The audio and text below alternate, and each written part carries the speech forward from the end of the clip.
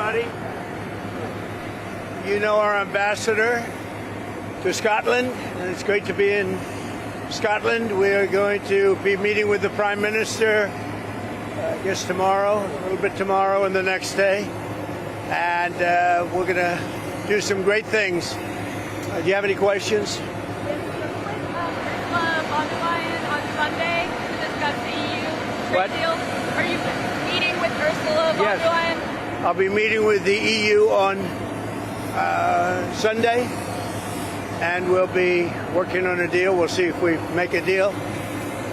Ursula will be here, highly respected woman, so we look forward to that. That'll be good. What media executives are you meeting with while you're here? We'll have numerous executives that we're meeting with. We're going to be meeting with a lot of people. A lot of people. We'll be staying at Turnberry, and then we're going to Aberdeen, which is the oil capital of Europe, actually. Mr. President, can you explain what is missing in the UK deal that you have to work out? Nothing. We I think it's more of a celebration than a workout. It's a great deal for both, and we're going to have a meeting on other things other than the deal. The deal is concluded. So on Gaza, French President Emmanuel Macron just said that France will officially recognize the Palestinian state. What's your comment on Well, this? that's what he does. I mean, that's fine if he does that. That's up to him. It's not up to me. I'm with the United States. I'm not with France. And about the humanitarian situation in Gaza, we hear very dire warnings about. I think it's terrible what happened with Hamas. They tapped everybody along, and we'll see what happens. We'll see what response Israel has to that. But it's getting to be that time. On the EU deal, you said there's a 50-50 chance of a deal. What is left to work out? What are the final sticking points? With the European Union, I think we have a good 50-50 chance. That's a lot. What are the sticking points that you Well, I don't want to tell you what the sticking points are, but the sticking points are having to do with maybe 20 different things. You don't want to listen to all of them. Yes. What advice are you going to have for our Prime Minister about free speech? It's very important to people here. Well, it is, but I like your Prime Minister. He's slightly more liberal than I am, as you've probably heard, but he's a good man. He got a trade deal done. And, they've been working on this deal for 12 years. He got it done. It's a good deal. It's a good deal for the UK. So, no, I'll be seeing him tomorrow, I guess, tomorrow evening. And this is our wonderful ambassador, as you know. He's doing a good job. He's a very, very successful man. He'll be doing a good job. The Royal and Ancient says you're going to have to Is that something you're going to ask the British Prime Minister for help with? The best course anywhere in the world is Turnberry. The players all want to be at Turnberry.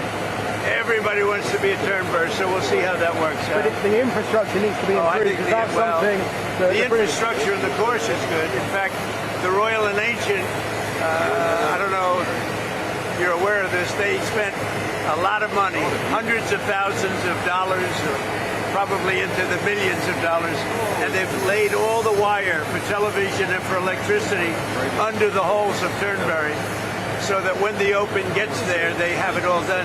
They paid for that. But we're talking about roads, the railway station, that sort of thing. That seems like a bigger thing. I don't know what you can do. All I can tell you is that it would be the best place anywhere in your country to have. There's no place like it. There's no place like Turnberry. It's the best, probably the best course in the world. And I would say Aberdeen is right up there also. Aberdeen's great. And while we're here, I'll be with my son, and he's going to cut a ribbon for the second course at Aberdeen, which is just about equal to the first. I mean, it's going to be a battle. It's, as you know, they're very highly rated. And the second course is great. Sean Connery helped get me the permits. If it weren't for Sean Connery, we wouldn't have those great courses. Were you briefed on your name appearing in the Epstein files ever? No, I was never. What are you hoping Todd Blanche interviewing Ghislaine Maxwell? What are you hoping that they get out of that? I really have really nothing to say about it. She is being talked to by a very smart man, by a very good man, Todd Blanche. and I don't know anything about the conversation. I haven't really been following it. A lot of people are asking me about pardons. Obviously, this is no time to be talking about pardons. But a lot of people have asked about pardons. This is just not a time to be talking about pardons. Todd will come back with whatever he's got. You're making a very big thing over something that's not a big thing. You should be talking about, if you're going to talk about that, talk about Clinton, talk about the former president of Harvard, talk about all of his friends, talk about the hedge fund guys that were with him all the time. Don't talk about Trump. What you should be talking about is the fact that we have the greatest 6 months in the history of a presidency, according to a lot of people. And we had an amazing 6 months. And this is sort of an example of it. Now we're meeting with the European Union,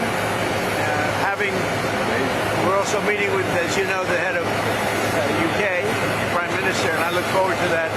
But we're meeting, in terms of a deal, we're meeting with the European Union, and that would be actually the biggest deal of them all if we make it.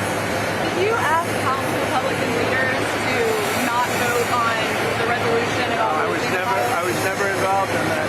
I'm focused on making deals. I'm not focused on conspiracy theories that you are. I watch you people, it's so sad. You ought to talk about the success of our country instead of this nonsense you talk about over and over again. You've done an amazing job on illegal migration. A lot of people here are very worried about the situation. It's record numbers. Well, I say two things to Europe. Stop the windmills. You're ruining your countries.